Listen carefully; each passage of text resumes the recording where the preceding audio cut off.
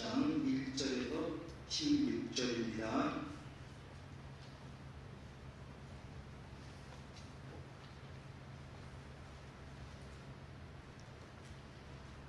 한 절씩 교독하겠습니다. 여호와의 말씀이 아미떼의 아들 요나에게 임하니라. 이르시되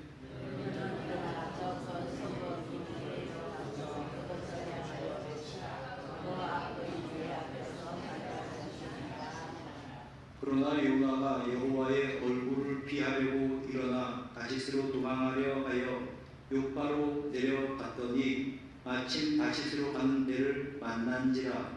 여호와의 얼굴을 피하여 그들과 함께 다시스로 가려고 배 삭슬 주고 배에 올랐더라.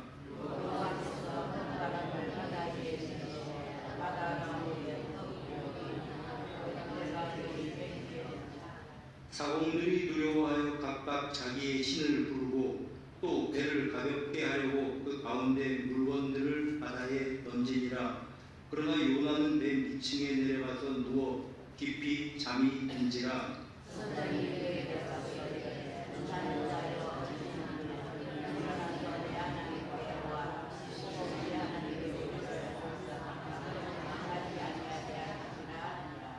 그들이 서로 이르되 자 우리가 제비를 뽑아 이 재앙이 누구로 말미암아 우리에게 임하였나 알아보자 하고 곧 제비를 뽑으니 제비가 요나에게 뽑힌지라.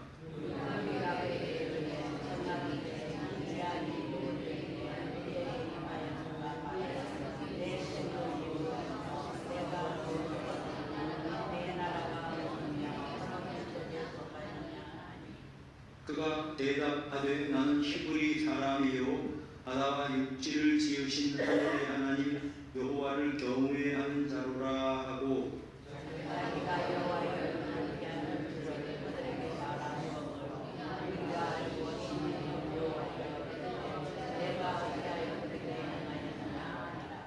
바다가 점점 흉흉한지라. 우리가 그에게 이르되 우리가 너를 어떻게 하여야 바다가 우리를 위하여 잔잔하겠느냐 하니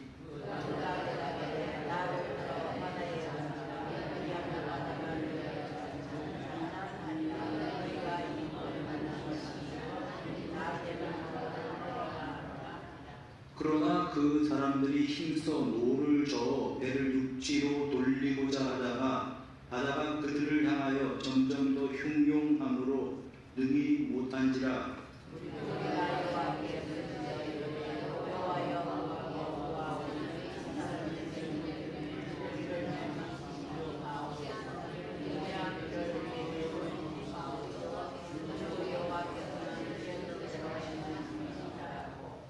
요나를 들어 바다에 던지매 바다가 뛰노는 것이 곧 그친지라. 그 사람들이 여호와를 크게 두려워하여 여호와께 제물을 드리고 소원을 하였더라. 아멘.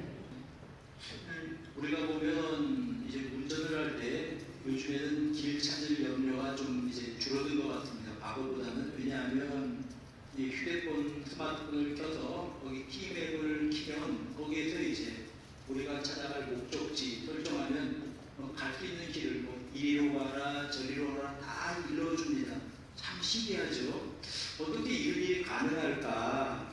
사실은 이제 우리 한 지상에서 한 2만 킬로 정도 위에 인공위성들이 여러 떠다닌다고 합니다. 높은 것도 있고 좀 저고도에서 도는 위성들이 있는데 이 위성들이 서로 간에 전파를 주고받으면서 자기들끼리도 연락을 하고 또 발신장치가 되어 있는 우리 지상에 있는 차들을 하나하나씩 추적을 해서 교신을 해서 우리 위치를 정하고 거기에서 갈 수 있는 길을 이렇게 알려준다고 합니다. 참 신기하죠. 빌딩 숲속에 차가 숨어 있을 때에도 위치를 추적을 하고 또는 터널을 지나갈 때에도 위치를 추적을 해서 길을 일러주는 것입니다. 자, 그러면 위치 추적 장치, 인간이 만든 위치 추적 장치도 그러할진데 하나님은 우리를 어떻게 보고 계실까요? 어떻게 알고 계실까요? 성경은 하나님이 어디를 가도 우리를 추적해서 알고 계시다 그렇게 말씀을 합니다. 시편 139편에 보면은 이 시인은 이렇게 고백을 합니다. 내가 새벽 날개를 치고 바다 끝에 가서 거할 때라도 주의 손이 나를 붙드십니다. 여러분, 새벽 날개를 치고 바다 끝, 바다 끝이 그 당시에는 땅 끝입니다. 땅 끝에 가서 거주할 때라도 하나님께서 나를 그곳에서 붙잡고 계십니다. 이렇게 고백을 합니다. 어디에 가든지 무엇을 하든지 일거수일투족을 하나님께서 알고 계시고 붙잡고 계셔서 우리 성도님들이 어디에 있든지 주님의 손으로 돌보고 계시고 지키고 계시는 우리는 믿습니다. 그리고 오늘은 요나라고 하는 사람을 통해서, 요나서를 통해서 이런 하나님의 은혜에 대해서 우리들이 생각을 해보기를 원합니다. 오늘 본문 1장 1절은 이렇게 시작합니다. 여호와의 말씀이 아미떼의 아들 요나에게 임하니라. 요나는 하나님의 말씀에 감수성이 아주 예민한 선지자였습니다. 그에게 하나님께서 말씀하셨다는 겁니다. 말씀하신 내용은 뭐냐면 너는 저 큰 성읍 니느웨에 가서 그것을 향하여 외치라. 그 악독이 내게 상달되었음이니라. 하나님께서 외치라고 하신 말씀은 뭐냐면 니느웨라고 하는 큰 성에 가서 그 성을 향해서 외치라는 겁니다. 무슨 뜻인가 하면 회개를 촉구하라는 것이죠. 왜냐하면 그 성의 악독이 내 앞에 상달되었다. 이렇게 말씀을 하십니다. 하나님의 말씀을 들은 요나의 반응입니다. 3절에 보면은 이제 그러나 요나가 여호와의 얼굴을 피하려고 일어나 다시스로 도망하려 하였다. 자, 하나님의 말씀을 들었습니다. 그런데 요나가 하나님의 말씀을 거역하고 거부하고 다시스로 가려고 그렇게 했다라고 성경이 증거합니다. 니느웨는 그 당시 이스라엘에서 볼 때는 동쪽에 있는, 동쪽 끝에 있는 나라고, 다시스는 서쪽 끝에 있는 나라입니다. 지금의 스페인 지역이라고 해요. 그러니까 하나님이 가라가는 동쪽 끝이 아니라 하나님께서 가라가는 그 끝에서 가장 먼 서쪽 끝으로 가려고 그가 계획을 했다. 그렇게 증가합니다. 그래서 배를 타고 가려고 요빠라고 하는 항구 도시에 가게 되었는데 마침 다시스의 배를 발견을 합니다. 그래서 배표를 끊어서 배삭스를 내고 그 배에 타게 되었다라고 성경이 증거합니다. 자, 요나가 왜 그랬냐는 거죠. 하나님께서 오른쪽으로 가라고 하실 때 왜 이 요나는 서쪽으로 그러니까 서쪽 끝으로 가려고 했냐는 뜻입니다. 말씀입니다. 이거는 하나님이 하시는 그 말씀이 요나에게는 대단히 불편했기 때문에 그렇습니다. 여러분, 하나님께서 니느웨로 가라고 하는 그 말씀이 요나의 마음에는 심히 불편한 그러한 말씀이었다라고 하는 그러한 말씀입니다. 왜 그랬습니까? 여러분, 이 이유는 요나에게는 하나님의 말씀을 따를 수 없는 요나 자신의 분명한 생각이 요나에게 자리 잡고 있었기 때문이다 라고 하는 그러한 말씀입니다.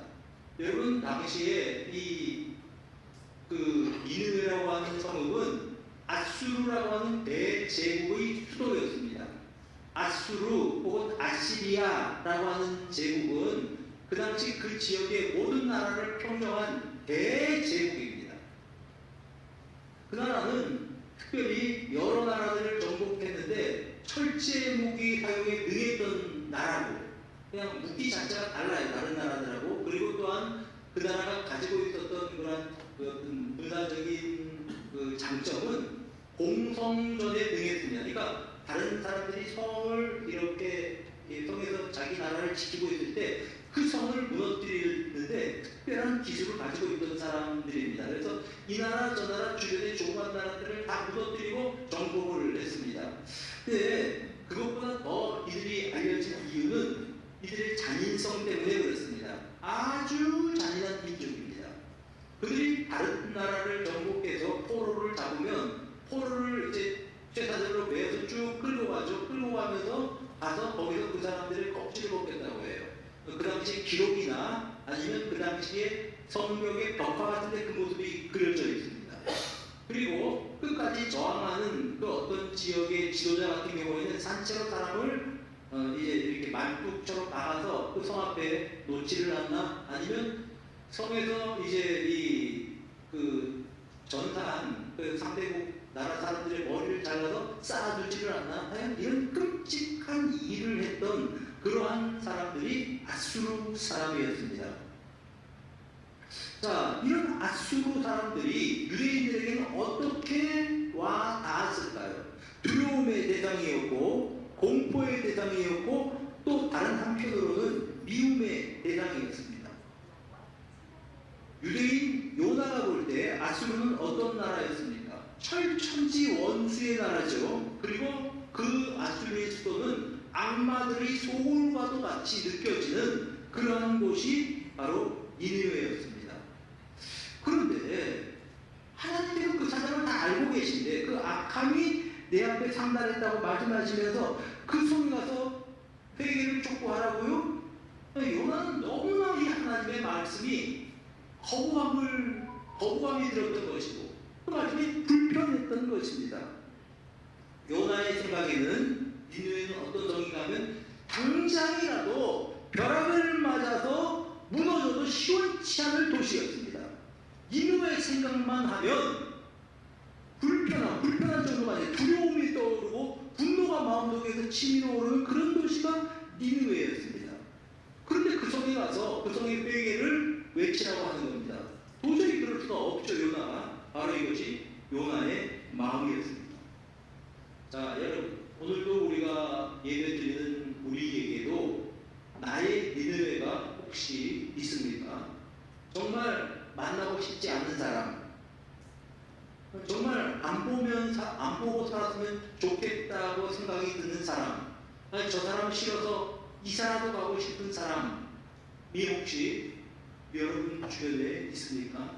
그 사람이 나의 니느웨가 아닐까요? 정말 싫은 사람. 사랑하는 여러분, 그런데 그 사람들을 향해서 하나님께서 마음을 가지고 계신 겁니다. 그 사람을 찾아가서 손을 내밀어라, 그 사람을 용서해라, 화해하라고 말씀하실 때에 마음이 불편한 겁니다.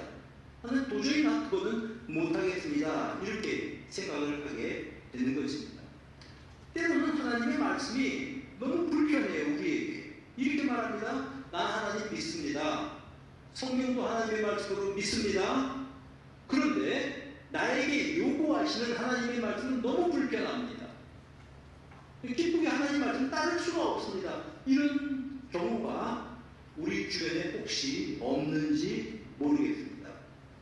그러면 내 생각이 너무 분명하고 내 판단도 분명하고 또 내가 지금까지 살아왔었던 삶의 관성이 있습니다. 생활 습관, 그대로 살아가는 게 더 편한 겁니다.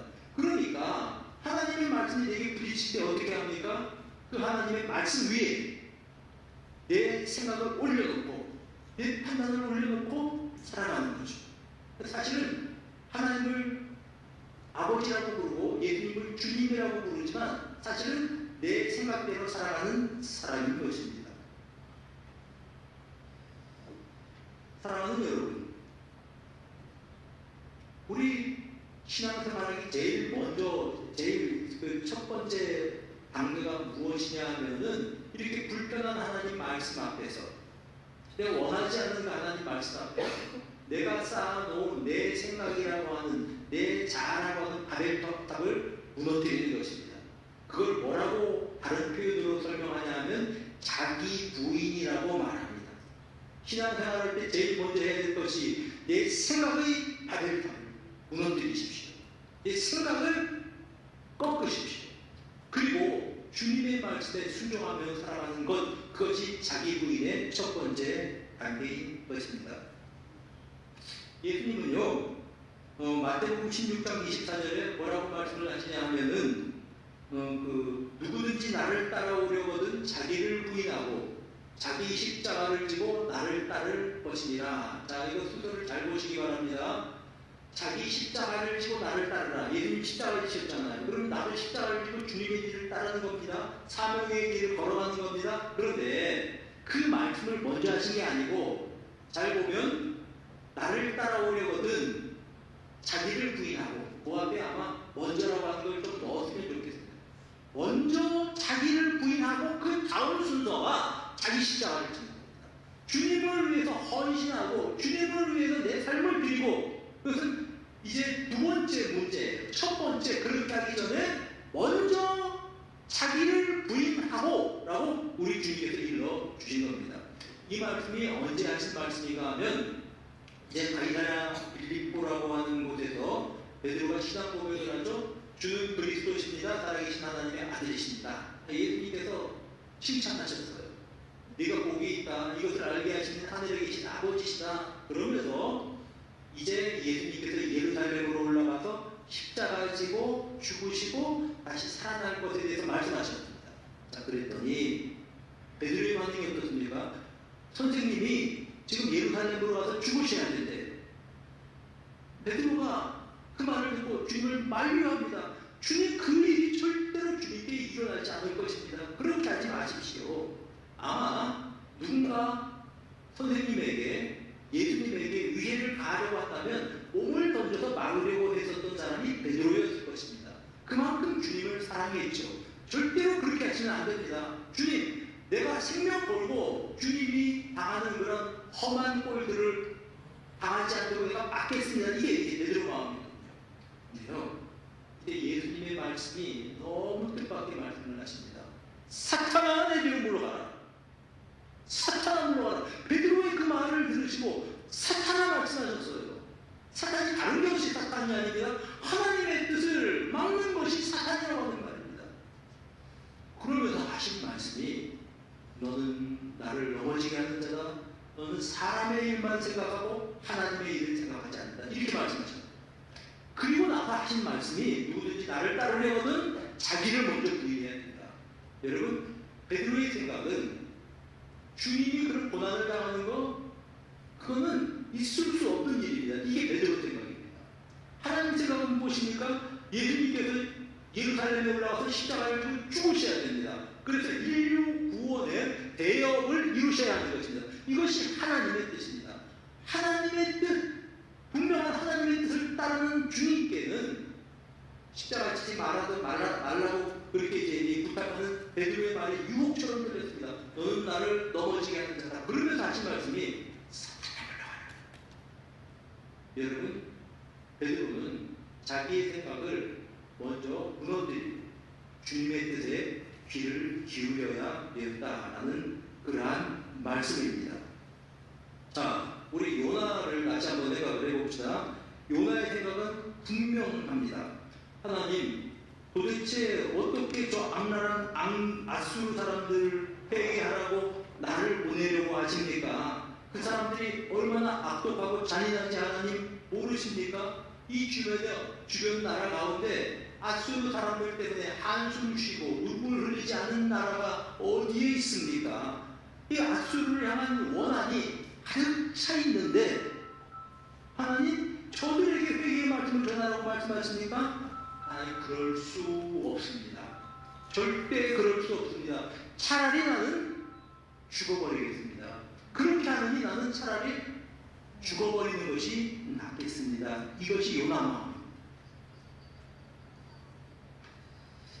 그래서 그가 하나님 말씀과 정반대인 이제 이 서쪽으로 가려고 했다고 성경이 증거하고 있는 것입니다.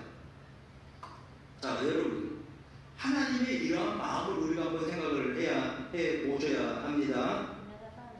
하나님의 마음은 이제 그런 불쌍한 영혼들에게까지도 그의 하나님의 마음이 다 있다라고 하는 그러한 것을 우리가 알아야 합니다. 자, 우리 성경 한번 같이 한번 찾아서 읽어봅시다. 로마서 5장 10절 한번 띄워주세요.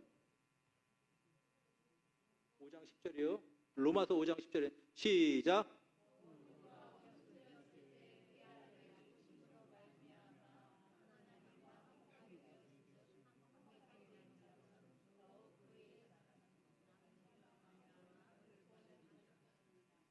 왜 이 말씀을 띄워드렸냐 하면, 요나는 이제 하나님 말씀 정반대로 갔죠. 그러나 하나님의 마음은 그 니느웨 사람들에게까지 가 있는 겁니다. 그들을 불쌍히 여겨서 그들이 비록 악랄하지만 회개하고 하나님의 자녀가 되었으면 좋겠다. 이런 것이 하나님의 마음입니다. 그런데 이러한 하나님의 사랑의 마음 때문에 우리들도 하나님의 자녀가 되었다는 거죠.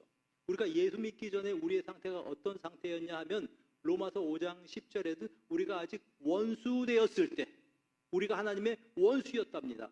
원수 같은 우리들을 사랑하셨기 때문에 우리들은 하나님의 자녀가 될 수 있었다라고 하는 것입니다. 로마서 5장 10절을 가만히 읽어보면 우리가 아직 연약할 때에, 우리가 아직 죄인 되었을 때에, 우리가 아직 원수 되었을 때 하나님의 원수였던 우리들을 하나님께서 사랑하셔서 그 아들 예수를 죽게 하셨고 우리가 하나님과 화목하게 되었다라고 하는 그러한 뜻입니다. 그렇다면 이것이 하나님의 마음이라면, 하나님의 생각이라고 한다면 요나는 이것이 하나님의 마음이구나, 하나님의 생각이구나, 자기의 생각을 포기할 수 있어야 된다는 것이죠. 포기하지 못했기 때문에 어떤 일이 생깁니까? 나는 다시스로 갈 거야, 이렇게 된 것입니다. 여러분, 그가 요바까지 갈 동안 차 타고 가는 길이 아니죠. 걸어갔습니다. 며칠 걸렸습니다. 그 며칠 동안 그의 마음속에 갈등이 어떠하였을까요? 명색이 그래도 선지자인데 하나님의 말씀은 분명합니다. 니느웨로 가야 된다. 그런데 요나는 나는 갈 수 없습니다. 이 갈등 속에서 며칠 동안 걸어가면서 그 고민을 하였을 것입니다. 그리고 딱 요바에 도착했는데 어떻게 된 일입니까? 그 요바 항구에 마침 다시스를 향해서 출항하는 배가 있는 겁니다. 그래서 그 배를 잡아 타고 그가 항해를 하기 시작을 했습니다. 드디어 이제 요나가 그 배를 타고 더 이상 니느웨로 가고 싶어도 갈 수 없습니다. 무조건 그 배는 이제 다시스까지 가게 될 것입니다. 여러분, 그 다음에 요나가 어떤 일을 했는지 아세요? 5절 한번 보세요. 5절에 보면 이 하반부에 보면은 그러나 요나는 내 위층에 내려가서 누워 깊이 잠이 들지라. 여러분, 배에 타고 요나가 제일 먼저 한 일은 배 제일 밑바닥으로 내려가서 잠이 들었습니다. 여러분, 이 잠은 어떤 잠일까요? 예수님께서 갈릴리 호수를 지나시면서 배를 타고 주무셨던 그런 평안한 잠이었을까요? 그것이 아니라고요. 그런 잠이 아니라는 말씀입니다. 이 요나의 잠은 하나님의 말씀에 불순종한 그런 요나가 스스로 그냥 양심의 가책에 귀를 막고 눈을 감고 그리고 잠을 청한 그런 잠이었다고 하는 그런 말입니다. 이거는 신앙적인 도피였었고 또한 어쩌면 영적인 어떤 수면 상태에 빠진 그러한 잠이었습니다. 평안이 아니라고 하는 말씀입니다. 여러분, 이것이 형통이 아닌 걸 잘 알고 계시죠? 많은 사람들이 착각합니다. 우리가 하나님을 떠나서 내 마음대로 살아갑니다. 신앙생활을 하지 않고 마음대로 살아가는데 잘 돼요. 사업도 잘 되고 뭐 자녀들도 잘 되고 다 잘 됩니다. 그런 사람들은 형통하네라고 생각합니다. 하나님 없이 살아도 아무 문제 없네. 나 형통한 인생을 살고 있어. 천만의 말씀입니다. 이 형통이 아닙니다. 그건 형통이 아닙니다. 양심의 귀를 막고 양심에 빨간 불이 들어오지만 그것을 무시하고 그냥 질끈 눈을 감고 그렇게 살아가는 그러한 것입니다. 자, 이렇게 이제 배는 항해를 하게 되었습니다. 그러면 하나님은 어떻게 하셨을까요? 이럴 때 하나님은 요나를 찾아오셔서 요나의 잠을 깨우기 시작하십니다. 잠들어 있는 요나에게 하나님은 소리치십니다. 태풍, 풍랑이라고 하는 그러한 스피커를 들고 그의 귀에 대고 소리 지르시는 것입니다. 그리고 그를 깨우시는 것입니다. 4절에 보니까 여호와께서 큰 바람을 바다 위에 내리셨다 이렇게 증거합니다. 큰 바람입니다. 큰 폭풍입니다. 배가 깨어질 지경이 되었습니다. 여러분, 요나는 배 밑바닥에서 아무것도 모르고 잠을 자고 있었는데 그때 배에서는 어떤 일이 일어났냐면 큰 바람이 배를 흔들어서 배가 깨질 지경이 되었다라고 성경이 증거합니다. 여러분, 배 안은 완전히 난리가 났습니다. 선원들은 어떻게 하든지 배를 안정시키기 위해서 자기들이 가지고 있는 귀중한 물건들을 막 바다에 내어 던집니다. 그래도 어쨌든 배를 안정시켜야 되니까요. 그래도 풍랑은 잠잠해지지 않습니다. 막 자기들 나름대로 자기들의 시대를 부릅니다. 막 시들 부르고 뭐 이 풍랑을 그치게 해달라고 난리를 치고 있었습니다. 그런데요, 그렇게 한다고 해서 물건을 집어던진다고 해서 자기들의 신에게 구한다고 해서 이 풍랑이 잠잠해지나요? 그렇지 않습니다. 이 풍랑은 하나님께서 여호와께서 내리신 풍랑이고 이 풍랑은 요나 때문에 불게 된 풍랑이었기 때문에 그렇습니다.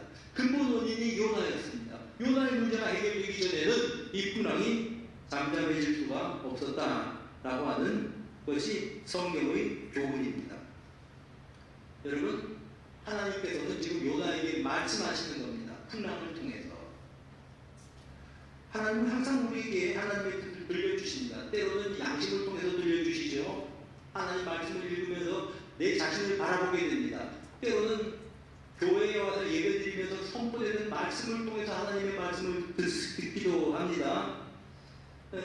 또 때로는 주변에 있는 가까운 신앙생활하는 사람들, 사랑방 망장님을 통해서 충고를 듣기도 합니다. 하나님의 말씀이죠. 그런데 이런저런 방법을 통해서 하나님의 말씀을 듣지 않을 때는 하나님께서는 고난이라고 하는 스피커를 가지고 메가폰을 들고 그 사람의 귀에 대고 소리를 지르십니다.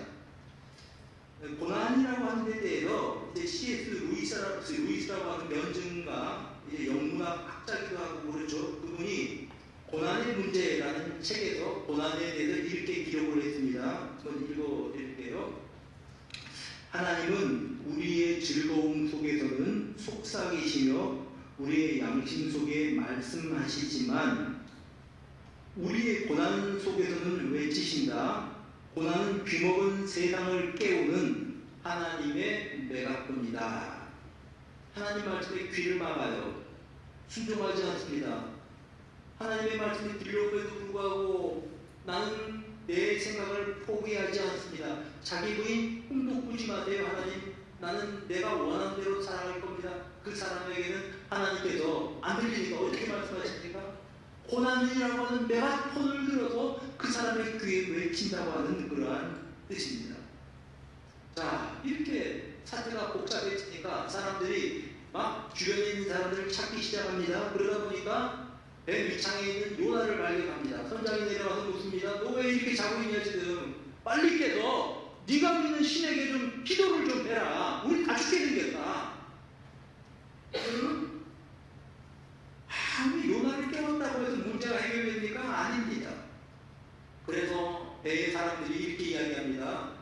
이 풍랑이 누구 때문에 왔는지 우리 한번 재밌게 하자. 뽑았더니 요나가 뽑혔어요.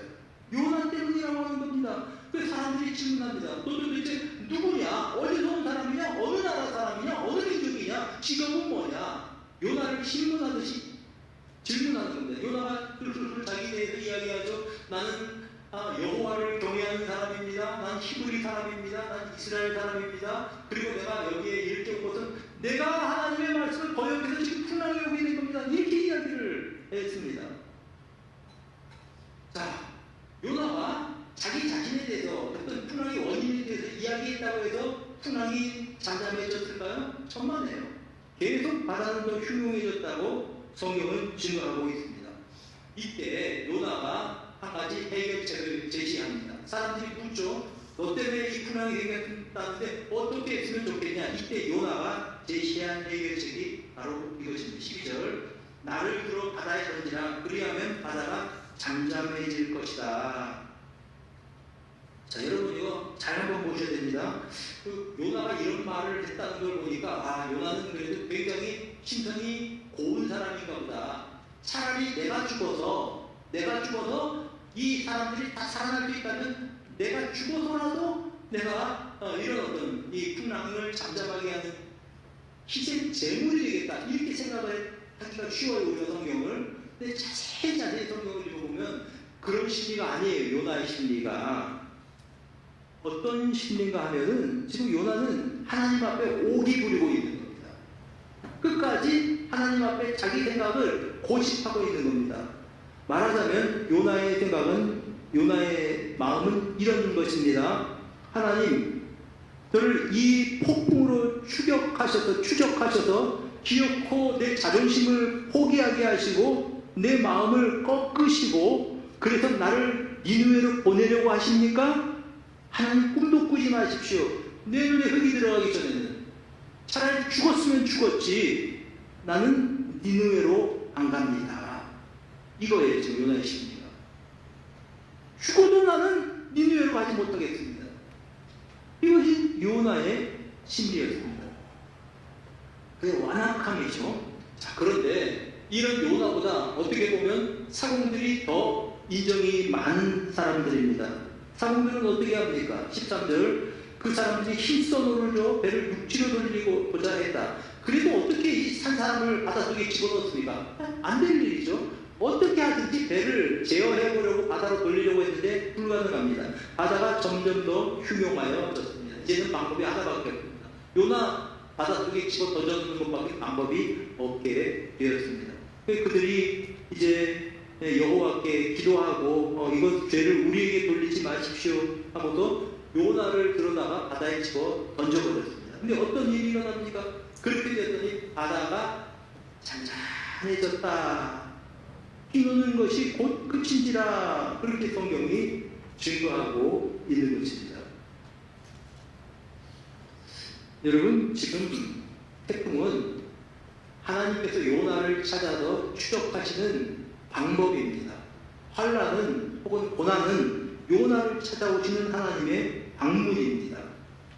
그리고 그런 하나님의 이 추적은 결국은 요나를 드러내게 하시고 요나가 바닷속에 빠지기 전까지는 포기하지 않으시는 것입니다. 하나님 끝까지 찾으시는 하나님이시라고 하는 것이죠. 시편 139편 7절부터 10절까지 이 시인이 이렇게 고백을 합니다. 내가 주의 영을 떠나 어디로 가며 주의 앞에서 어디로 피하리까? 내가 하늘에 올라갈지라도 거기 계시며 스울에 내 자리를 펼치라도 거기 계시니이다. 내가 새벽 날개를 치며 바다 끝에 가서 거주할지라도 거기서도 주의 손이 나를 인도하시며 주의 오른손이 나를 붙드시리다. 여러분 피할 수 없습니다. 하나님의 손길을 피할 수 없습니다. 받은 그냥 하나님의 뜻을 거부하고 난 도저히 니네에 못 가겠다고 우기는 요나 같은 그런 선지자까지도 추적하셔서 그를 찾아내시는 분이 하나님이십니다. 여러분 여기서 우리가 한 번 더 생각을 해볼 게 있습니다. 아니 왜 하나님 하필이면 꼭 요나를 불러서 이 실패하는 사람 잡아다가 이 일을 시키려고 하십니까? 요나 말고 다른 사람이 있지 않습니까? 다른 선지자분에서 니느웨에서 회개해라 외치면 될 건데 왜 하필이면 요나입니까? 여러분 요나를 끝까지 사랑하시는 하나님의 사랑입니다. 다른 사람 통해서도 그 일을 하실 수 있죠. 하나님께서는 요나를 사랑하시기 때문에 요나를 통해서 그 일을 하고 싶으신 것입니다. 요나를 사랑하시는 하나님의 사랑의 마음입니다. 그러니 요나를 데려다가 벌을 주려고 하는 그런 추적이 아니고 끝까지 그를 추적해서 하나님의 품에 품고 싶으신 하나님의 사랑이라고 하는 거죠. 이게 하나님의 사랑입니다. 나 같은 사람이라면 내가 하나님이라면 나 같은 사람 포기할 것 같은데 하나님 포기하지 않으시죠. 끝까지 찾아오셔서 하나님의 사랑으로 우리를 감싸 안으시고 하나님께서 은혜를 베풀어 주셔서 하나님의 자녀로 삼아주시는 것, 이것이 하나님의 사랑인 것입니다. 바로 여기 있는 여러분 모두가 이런 하나님의 그런 사랑의 포로가 된 사람들입니다. 실제로 주변에 보면 이렇게 하나님께서 추적하셔서 하나님의 사람을 이제 그 사랑으로 품에 안으신 그런 일들이 얼마나 많은지 모릅니다. 제가 아는 신학교를 같이 다니던 친구 목사님이 있어요. 이제 이 평택에서 목회하는 목사님인데 이 사람 이분의 그 사모님이 아내 되시는 분이 그 개척교회를 하던 목사님의 딸이었습니다. 아버님이 좀 특이하게 목회를 하셨어요. 시골의 개척교회에서 교회가 든든해지면 교회가 좀 이렇게 이제 사람들이 많아지면 문제가 생기거든요. 막 다툼도 일어나고 이런 일이 생겨나거든요. 그러면 이분은 깨끗하게 교회를 포기하고 다른 데로 갑니다. 거기서 또 개척을 해요. 그 고생을 하면서 교회 읽어놓고 또 딴 데로 가고 이런 식으로 평생 목회를 했습니다. 그런데 그 집에 자녀들이 등남매가 됐는데 애들은 얼마나 고생했겠습니까? 여러분 한번 생각해 보세요. 평생 그렇게 살았어요. 그러니까 이 사모님은 이제 자라면서 무슨 생각을 했냐면 나는 절대로 목사하면서 결혼 안 한다. 목회하는 사람은 난 돌아보지도 않는다. 그래서 이분이 이제 제 나이가 돼서 이제 천연적이 되어서 여기저기서 이제 선이 들어오고 할 때요. 그냥 뭐 신학생 신자만 들었다 그러면 그냥 고개를 돌려버려요. 그 사람 안 만납니다. 안 만날 겁니다. 전도사 전자만 들으면 그런 사람은 안 만납니다. 피해 가서 드디어 누구를 만나냐 하면 직장생활하는 직장인을 만났어요. 이제는 드디어 이제 나는 목회 안 하고 교회가 지긋지긋하다. 정말 교회에서 사는 건 지긋지긋해. 교회 안에서 사는 거 그렇게 됐죠. 근데 이제 이분이 직장생활하는 이분이 양같이 선량한 분이에요. 어떻게 보면 치열한 세상에서 남을 짓밟고 올라가고 그럴 사람이 아닙니다. 선량한 사람이에요. 그 결국은 사모님이 가만히 자기 남편보다 그런 얘기를 했습니다. 여보, 앞만 봐도 당신은 직장생활 할 사람이 아니라 목회를 해야 될 것 같아요. 이런 얘기를 자기가 했어요. 그 목사님이 그래서 나는 좀 늦게 신학교를 들어오셨죠. 그 신학교를 들어와서 나는 이제 대학 졸업하고 바로 신대원회를 갔는데 나보다 나이가 많은 이제 형님이 되는 셈이죠. 그분하고 같이 이제 이 신학교를 다녔는데 그 얘기를 들었어요. 그분 도망가다가 만난 사람이 목회 절대 안 할 사람인 줄 알았는데 그 사람이 목사가 된 거예요. 참 하나님이 쫓아오시는 거구나. 어떤 장로님이 있습니다. 같은 교회에서 섬기던 장로님입니다. 그 장로님이 수원 제2교회라고 하는 교회가 있어요. 수원에 큰 교회. 그 교회에서 안수집사로 계셨고 사업도 잘하고 참 인품도 좋은 분입니다. 어떻게 됐냐 하면 가만히 눈치를 보니까 그 교회에 그냥 머물러 있으면 장로로 피택되게 돼 있어요. 그리고 우리 이 교회에 계속 있다가 장로로 피택되고 난 장로라고 하는 그 직분을 뒤집어 쓰게 생겼습니다. 여기 다니지 맙시다. 그랬어요. 그래서 교회를 옮겨서 서울로 옮겨서 다녔습니다. 막고에 있는 교회. 자, 그랬는데 어떤 일이 일어났습니까? 이 막고에 있는 이 교회에서 이분이 교회를 다니다 보니까 또 장로 선거를 또 하는 거예요. 이 사람이 거기서 장로로 피특이 됐네요. 그 교회 장로가 됐습니다. 그 교회에 이 권사님이 이런 얘기를 했습니다. 우리 남편이 장로 못한다고 도망갔는데 결국은 하나님께 붙잡혀서 이 교회에서 장로로 섬기고 있습니다. 참 여러 가지 보면 존경하는 장로님 내외분들이죠. 그분들이 그런 사람이 그렇게 이야기를 했습니다. 결국은 하나님은 찾아내시는구나. 사랑하는 여러분, 혹시 여러분 내가 있어야 될 그 자리에서 하나님의 말씀을 거부하고 내 마음대로 살아가는 그곳에 가 있는 그런 사람들이 여러분이 있습니까? 불편해서 하나님의 말씀에 귀를 닫고 계신 분은 있는 분은 혹시 없습니까? 혹은 니느웨로 가서 니느웨 주님의 말씀을 전하고 용서하고 화평하고 화목하라고 하는 주님의 말씀에 귀를 막고 니느웨를 떠나서 가시스로 가려고 발버둥 치는 사람은 없으십니까?